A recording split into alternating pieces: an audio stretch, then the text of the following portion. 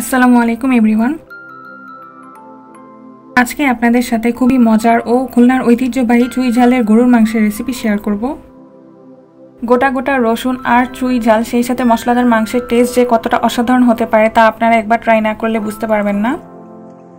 আর এই চুই ঝালের গুণের কথা তো না বললেই নয়।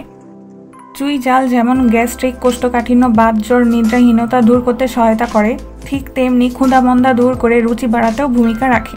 তাহলে কথা না বাড়িয়ে এখন মূল রেসিপিটি শুরু করা যাক। প্রথমে একটি পাতিলে পর্যাপ্ত পরিমাণে তেল নিয়ে নিব। তেল গরম হলে 4টি তেজপাতা, 4টি দারচিনি, 8টি এলাচ, 6টি লবঙ্গ, 1 কাপের মতো পেঁয়াজ কুচি দিয়ে দিব।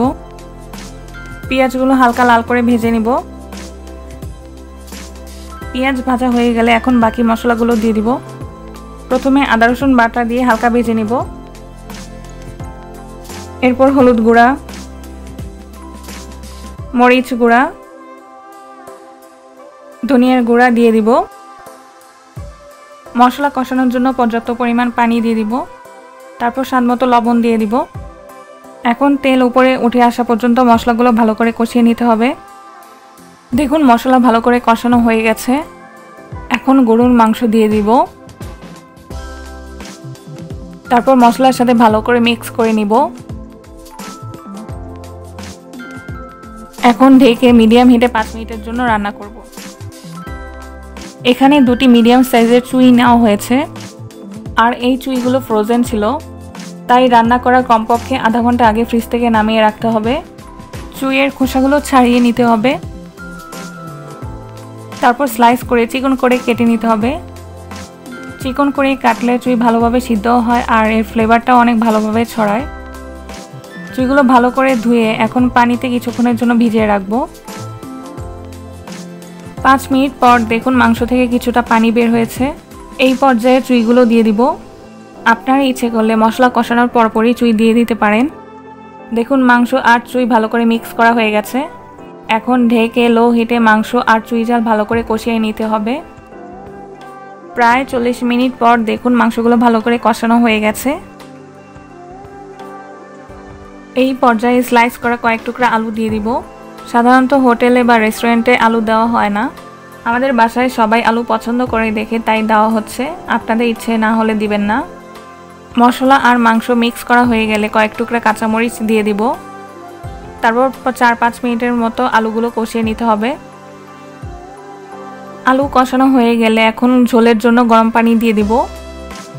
তারপর সবকিছু নেড়ে দিব। এখন ঢেকে একটি বলক আসা পর্যন্ত অপেক্ষা করব। দেখুন বলক চলে এসেছে। এই পর্যায়ে 2টি আস্ত রসুন দিয়ে দিব। আপনারা ইচ্ছে করলে রসুনের পরিমাণ বাড়িয়ে দিতে পারেন। এখন ঢেকে মিডিয়াম হিটে ঝোল ঘন হয়ে আসা পর্যন্ত রান্না করতে হবে। প্রায় 1 ঘন্টা পর দেখুন ঝোল ঘন হয়ে এসেছে। মাংস, আলু আর রসুনও খুব ভালোভাবে সিদ্ধ হয়ে গেছে। এখন জিরা গুঁড়া দিয়ে দিব।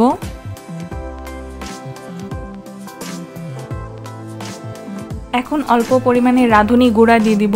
এটি কোনো ব্র্যান্ডের মশলা নয়, রাঁধুনি নামে যে মশলা পাওয়া যায় সেই মশলার গুঁড়া ব্যবহার করা হয়েছে। যদি হাতের কাছে না থাকে তাহলে ব্যবহার না করলেও হবে। এখন চুলা অফ করে ঢেকে 5 মিনিটের জন্য দমে রেখে দিব। দেখুন খুলনার বিখ্যাত চুই ঝালের গরুর মাংস রান্না করা হয়ে গেছে। সাধারণত সাদা ভাত দিয়ে চুই ঝালের মাংস পরিবেশন করা হয়ে থাকে, তবে রুটি, পরোটা, পোলাওয়ের সাথেও পরিবেশন করা যাবে। দেখুন মাংসটি কত সফট হয়েছে, আর রসুনও কত ভালোভাবে সিদ্ধ হয়েছে। রসুন আর মাংস ভাতের সাথে মেখে খেতে যে কি মজা তা বলে বোঝানো যাবে না। চুইয়ের ডাটা চিবিয়ে খেলে চুইয়ের আসল ঝাঁঝালো ফ্লেভারটা পাওয়া যায়। আপনারা বাসায় এই রেসিপিটি অবশ্যই ট্রাই করবেন। ভিডিওটি ভালো লাগলে চ্যানেলটিকে সাবস্ক্রাইব করবেন এবং ফেসবুক পেজে একটি ফলো দিতে ভুলবেন না। আজ তাহলে এ পর্যন্তই। আল্লাহ হাফেজ।